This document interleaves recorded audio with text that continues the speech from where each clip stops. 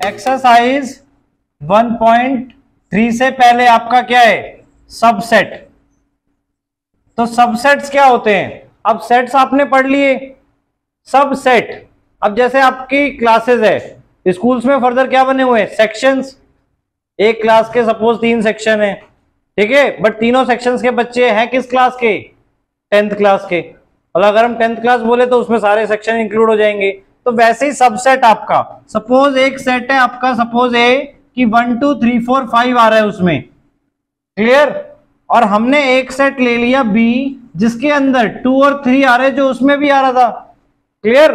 तो हम बोलेंगे B is the subset of A. ये साइन है आपका सबसेट का बेटा, ठीक है, B is the subset of A. Clear हुआ, कोई एक भी आ रहा है तब भी। अब इसके कितने सबसेट बन सकते हैं ये सोचो। अब अगर मैं सपोज, अगर मैं ये भी लिख रहा हूं एम्प्टी सेट, तो क्या ये इसका सबसेट है या नहीं है, बताओ। है, क्योंकि इसके अंदर एलिमेंट नहीं है, ठीक है। तो एम्प्टी सेट तो हर किसी का सबसेट है, ठीक है। और इसके कौन कौन से सबसेट बन सकते हैं, अगर हम पांचों एलिमेंट को अलग अलग कर दें तो पांच सबसेट वो बन गए, क्लियर। फिर 2 2 का कंबाइन करके भी बन गए, फिर 3 3 का भी बन गए, फिर 4 4 का भी बन गए, फिर एक 5 का, तो वो वही वाला सेट। मतलब देखो 2 सबसेट तो हमेशा किसी भी सेट के पास हैं, कौन से, एक तो एम्प्टी सेट और एक वो खुद, ठीक है। 2 सबसेट हमेशा हैं, एक तो एम्प्टी सेट और एक वो खुद इटसेल्फ। जैसे आप नंबर्स बोलते हो कि किसी भी नंबर के कितने प्राइम फैक्टर्स हो सकते हैं, 2 तो हो ही सकते हैं, मतलब 2 फैक्टर्स तो हो ही सकते हैं, एक तो वो खुद और एक 1, क्लियर। वैसे यहां पे हर सेट के 2 सबसेट्स हमेशा पॉसिबल है, एक नल सेट और एक वो खुद। सिर्फ नल सेट ये ऐसा है जिसके एक ही है। अब जैसे हम 1 बोलते हैं, 1 एक्सेप्शन है कि 1 का सिर्फ एक ही फैक्टर है 1, ठीक है। वैसे नल सेट का एक ही सबसेट है जो कि नल सेट खुद, ठीक है। याद रहेगी ये बात, सबसेट क्लियर हो गया। नाउ एग्जांपल नंबर 9 देखो। अब इसमें पहले एग्जांपल 9 में क्या दिया हुआ है आपको, consider the set five A B और सी, ठीक है। आपको 4 सेट यहां पे दिए हुए हैं, 5 ए जिसमें 1 3 आ रहा है, बी 1 5 9 और सी 1 3 5 7 9। अब आपसे पूछा हुआ है सिंबल आपको पुट करना है सेट और नॉट अ सबसेट। देखो ये सिंबल है सेट का, तो अगर हम इसमें ऐसे लगा देंगे नॉट, तो क्या बन जाएगा ये सिंबल, किसका, नॉट अ सबसेट का। ये सिंबल बन गया नॉट अ सबसेट, क्लियर। तब आपको फर्स्ट पार्ट में फाइव इज अ सबसेट और not a subset of B, क्या होगा, सबसेट होगा नहीं होगा। फर्स्ट पार्ट में 5 सबसेट होगा बी का, सेकंड पार्ट 5 सबका सबसेट है, clear. Second part A subset है बी का या नहीं, तो ए में क्या एलिमेंट आ रहे हैं, 1 3, बट बी में 1 5 9 आ रहा है। ए में 3 ऐसा एलिमेंट आ रहा है जो बी में नहीं आ रहा है, तो ए सबसेट नहीं हो सकता बी का, क्लियर। तो not a subset of B. Third part में क्या होगा, A is a subset of C. तो ए के जो एलिमेंट है आपको चेक क्या करना है कि जो पहले वाला एलिमेंट, पहले वाला सेट दिया है, अगर उसके एलिमेंट सारे दूसरे वाले सेट में आ रहे हैं तो वो उसका सबसेट बन गया, क्लियर। तो A is a subset of C. Fourth part में B is a subset of C और नॉट। तो बी के एलिमेंट देखो 1 5 9 तीनों सी में आ रहे हैं, एक्स्ट्रा आ रहे हैं वो हमें फर्क नहीं पड़ता, बट उससे कम नहीं होने चाहिए, क्लियर। तो 1 5 9 तीनों सी में आ रहे हैं, तो B is a subset of C, clear. Now example 10 बेटा, एग्जाम्पल 10 में क्या दिया हुआ है कि लेट ए आपका दिया है वॉवल का सबसेट है, A E I O U, B A B C D normal है। अब ए सबसेट है बी का या नहीं है, और रीजन के साथ, क्लियर। तो ए सबसेट नहीं है बी का क्योंकि ए के जो एलिमेंट्स हैं वो सारे बी में नहीं आ रहे हैं, रीजन ये बेटा, क्लियर। ए के जो एलिमेंट्स हैं वो सारे बी में नहीं आ रहे हैं। All the elements of A does not belongs to set B. Clear हुआ? क्या लिखना है अगर नॉट अ सबसेट में? रीजन लिखना है the elements of A will not belong या is not belong to set B, that's why it is not a subset of B. Clear? इसी तरह हमें पूछा है क्या is B a subset of A, तो क्या बी सबसेट है ए का? नहीं, तब भी नो आंसर आएगा आपका। और अगेन सेम चीज, क्योंकि elements of B is not belongs to elements of A. Clear? आगे समझ में बेटा? नाउ एग्जांपल 11 बेटा, ए बी सी 3 सेट है, ए बी सी 3 सेट है, जिसमें क्या बोला है ए बिलोंग्स टू बी। ए किससे बिलोंग कर रहा है? बी से। और बी क्या है? Subset of C. A belong कर रहा है बी से और बी बिलोंग कर रहा है, बी सबसेट है किसका? सी का। Now is it true that A belongs to C? A is a subset of C. आपको क्या पूछा है? ए सबसेट है सी का। ये इफ नॉट गिवन एग्जांपल, तब देखो इसमें एग्जांपल ले लिया हमने, ए को मान लिया क्या पहले, एग्जांपल 11 में ए को हमने मान लिया कि क्या है? 1 एक एलिमेंट है जो ए में आ रहा है। अब हमें क्या बोला था? ए बिलोंग्स टू बी, यानी बी के अंदर ए है, यानी 1 एलिमेंट जो पूरा ए सेट है, जो पूरा ए सेट है, ध्यान से सुनना इस वर्ड को, जो पूरा सेट ए है वो बी के अंदर आ रहा है। तो बी के अंदर हमने एक और एलिमेंट ले लिया 2 सपोज। क्लियर? ए का पूरा सेट, देखो हमें ये नहीं बोला कि 1 बिलोंग्स टू ए है या elements of A belongs to B है, आपको ये बोला है ए बिलोंग्स टू बी है, यानी जो ए पूरा सेट है वो पूरा का पूरा बी के अंदर आ रहा है। सेट के अंदर सेट आ सकता है। क्लियर? आई बात समझ में? नाउ अब हमें क्या बोला था? बी जो है वो सबसेट है सी का, तो सी हमें एक ऐसा सेट लेना है जो बी से भी बड़ा है।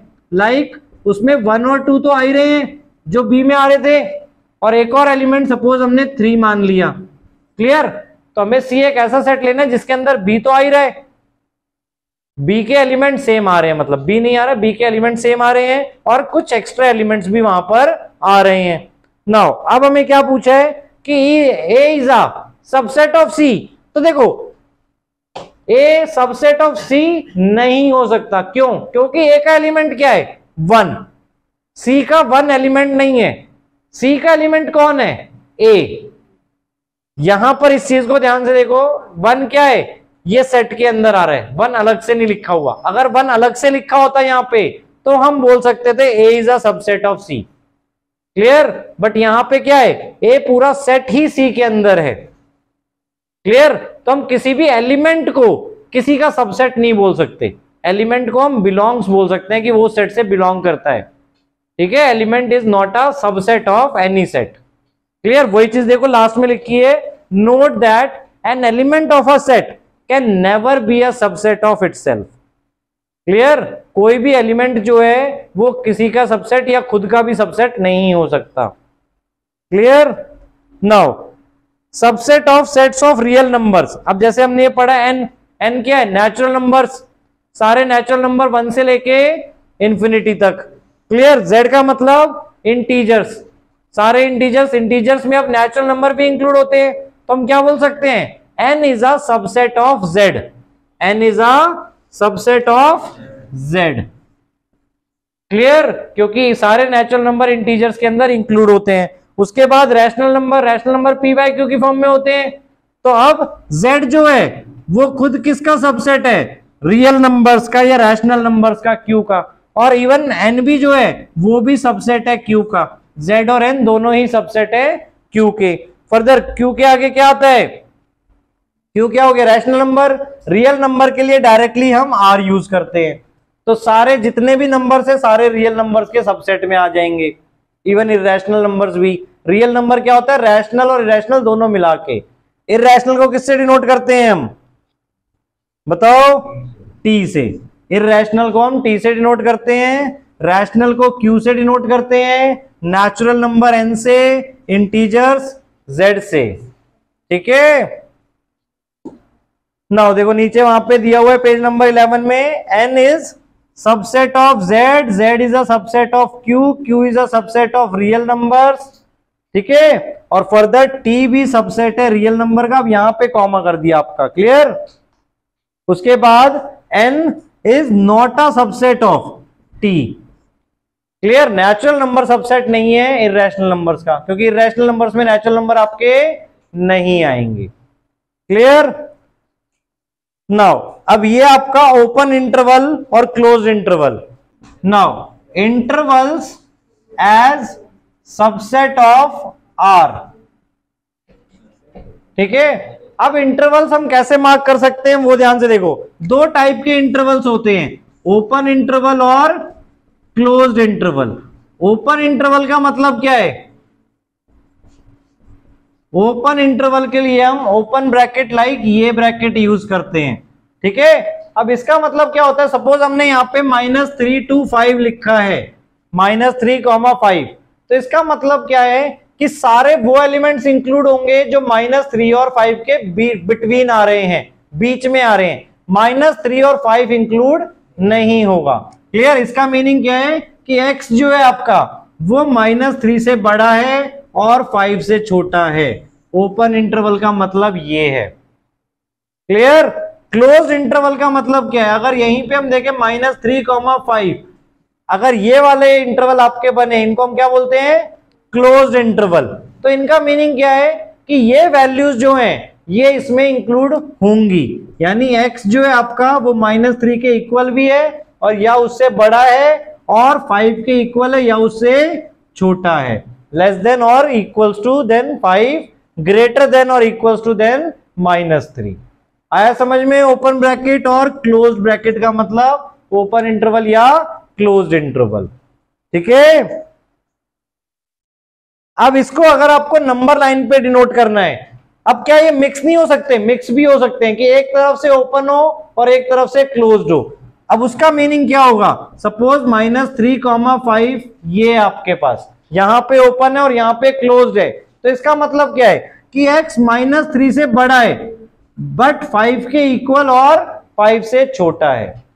जिस तरफ क्लोज्ड ब्रैकेट है बेटा, क्लोज्ड इंटरवल है, वहां पे इक्वल्स टू आ जाएगा आपका। जिस तरफ ओपन है वहां पे सिर्फ आपका ग्रेटर देन, उससे पहले वाले से ग्रेटर देन, दूसरे वाले से स्मॉलर देन। अगर ओपन ब्रैकेट है तो सिर्फ वही रहेगा, क्लोज ब्रैकेट है तो इक्वल्स टू इंक्लूड हो जाएंगे। इसी वे में अगर सपोज -2 to 4 दिया हुआ है और इस तरफ क्लोज्ड है और इस तरफ ओपन है, तो इसका मतलब क्या है कि -2 से इक्वल है या बड़ा है और 4 से छोटा है, 4 के इक्वल नहीं है। क्लियर हुआ? अब इनको नंबर लाइन पे रिप्रेजेंट करना है, तो नंबर लाइन पे हम कैसे दिखा सकते हैं? तो पहले बात करते हैं इसी की, ओपन इंटरवल की, कि दोनों तरफ से ओपन है। तो -3 सपोज यहां पर है और 5 यहां पर है, ठीक है। तो ओपन इंटरवल के लिए हम क्या करेंगे, एक सिंपल सा सर्कल बना देंगे और ये दिखा देंगे -3 to 5 और इसके बीच में आपका x लाई कर रहा है, ठीक है। हाँ, नंबर लाइन पे देखो वहां पे दिया हुआ है आपको नीचे a, b की फॉर्म में, ठीक है। और अगर क्लोज्ड है तो उन सर्कल्स को क्या कर देना है? डार्क कर देना है, -3 to 5, ठीक है। आया समझ में? आपको नंबर लाइन बस सिंपली वही नंबर्स दिखाने, सारे नंबर्स नहीं दिखाने, ठीक है। आप वहां पे अगर ओपन इंटरवल है तो सिर्फ सर्कल बना दोगे, ठीक है। और अगर क्लोज्ड इंटरवल है तो उस सर्कल को शेड कर दोगे कंप्लीटली, ठीक है, यानी वो इंक्लूड है। अगर शेड नहीं कर रहे इसका मतलब क्या है कि उसको एक्सक्लूड करके हम काउंट कर रहे हैं, ठीक है। सिंपल सी बात। अब एक तरफ से ओपन है और एक तरफ से क्लोज्ड है, तो वो जिस तरफ ओपन है उस तरफ नॉर्मल सर्कल आपका, जिस तरफ इंक्लूडेड है क्लोज्ड ब्रैकेट है उस तरफ शेड कर दोगे, क्लियर। सेम इसमें अगेन, अब इधर से क्लोज्ड है तो इधर शेड कर देंगे -2 को, और 4 के लिए नॉर्मल सर्कल बना देंगे वहां पे पॉइंट पे। आया समझ में? तो नंबर लाइन पर भी आप ऐसे डिनोट कर सकते हो ओपन इंटरवल और क्लोज्ड इंटरवल को। नाउ नेक्स्ट टॉपिक देखो। अब उसके बाद पावर सेट। अब पावर सेट क्या मतलब आता है समझ में इससे? पावर सेट से, power set is the set in which all the subsets of the set ए। कोई भी सपोज आपका एक सेट है, पावर सेट उसके किसको बोलेंगे? एक ऐसा सेट जिसके अंदर सारे सबसेट आ रहे हैं उस सेट के, ठीक है, उसको उसका पावर सेट बोलेंगे। अब अगर हम बोलते हैं पावर सेट ऑफ ए, इसका मतलब क्या है?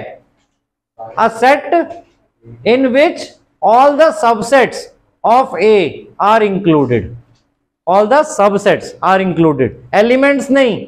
ध्यान से समझना बेटा, समझे इस चीज को। Power set is the set which included all the subsets of element of set A, element नहीं, ठीक है।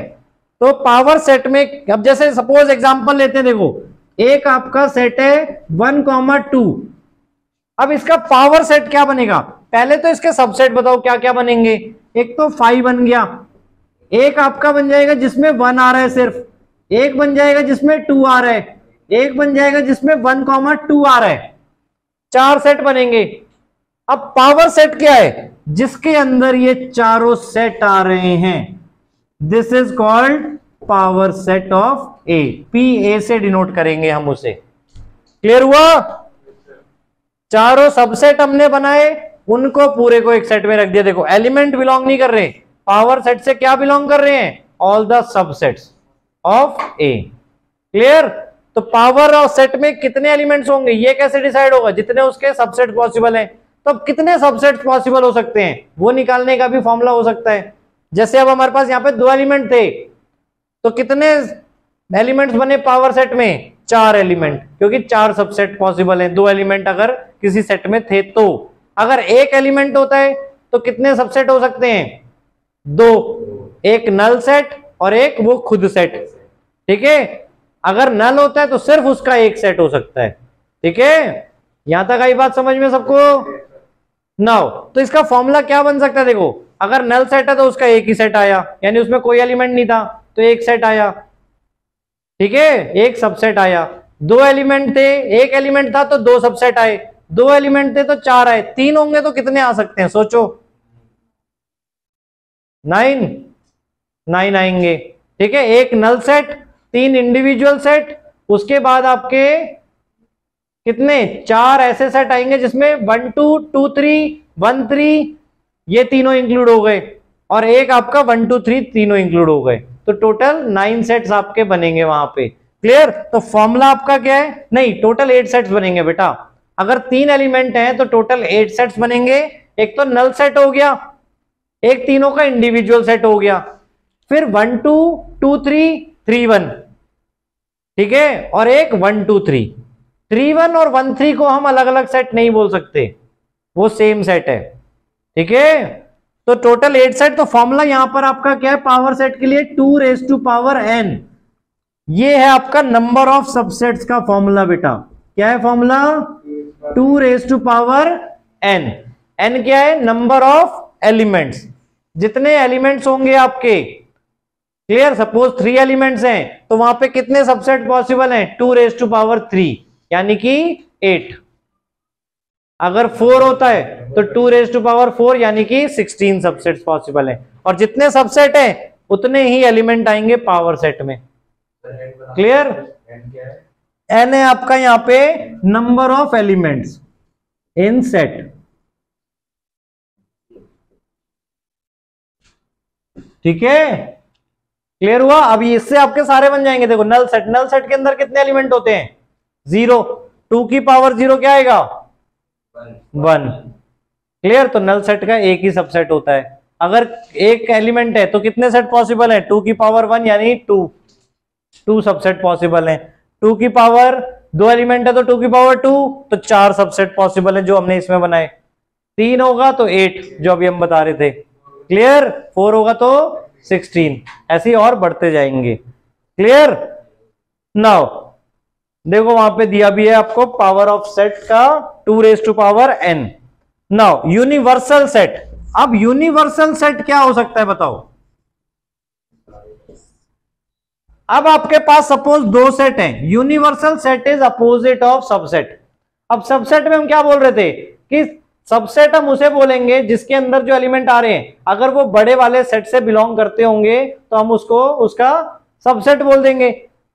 जैसे हमने बात करी कि आपका जो सेक्शन है वो क्लास का सबसेट है, आपके जो सेक्शन है स्कूल में वो क्लास का सबसेट है, और क्लास क्या है, स्कूल का सबसेट है। क्लास में जो स्टूडेंट होंगे वो स्कूल से बिलोंग करेंगे ना। अब इसका उल्टा अगर करें तो स्कूल हमारे लिए क्या है, यूनिवर्सल सेट है। आपके पास अगर सपोज दो क्लास हैं, क्लास 9th और क्लास 10th के स्टूडेंट हैं, तो उनके लिए यूनिवर्सल सेट कौन सा है, स्कूल, क्योंकि वो जिस सेट से बिलोंग करते हैं, दोनों के दोनों मिला के जिस सेट से बिलोंग करते हैं उसको हम क्या बोलेंगे, यूनिवर्सल सेट। क्लियर। अब जैसे फॉर एग्जांपल ए आपका है ए 1 2 3 4 5 और बी सपोज है हमारा 2 4 6। क्लियर। अब बी में दो एलिमेंट वही आ रहे हैं जो ए में आ रहे थे। अब ए और बी का हमें यूनिवर्सल सेट लिखना है तो हम क्या लिखेंगे, एलिमेंट्स कभी भी रिपीट नहीं होते हैं, तो 1 2 3 4 5 6 2 4 को दोबारा नहीं लिखेंगे। बट यूनिवर्सल सेट में हमने क्या लिख दिए, दोनों ऐसे सेट लिख दिए, मतलब ऐसा सेट हमने लिख दिया जिसमें ए और बी दोनों आ रहे हैं। समझ में आया, यानी ए और बी यहां पर क्या बन गए, दोनों ही सबसेट बन गए, किसके, यूनिवर्सल सेट के। क्लियर। यानी हमने एक ऐसा सेट क्रिएट कर दिया जहां पर क्या है, जो भी आपके सेट थे वो उसके सबसेट बन गए, तो वो उनका यूनिवर्सल सेट बन गया। ठीक है। अब जैसे हम बात करें रियल नंबर्स, अब रियल नंबर्स के अंदर आपके नेचुरल नंबर्स भी आ रहे हैं, इंटीजर्स भी आ रहे हैं, रैशनल भी आ रहे हैं, इररेशनल भी आ रहे हैं। क्लियर। तो रियल नंबर क्या है आपका, यूनिवर्सल सेट फॉर देम। ठीक है, जिसके अंदर वो सारे ही इंक्लूड हो गए। ठीक है। अब इसी बेसिस पे एक्सरसाइज 1.3 कर लोगे।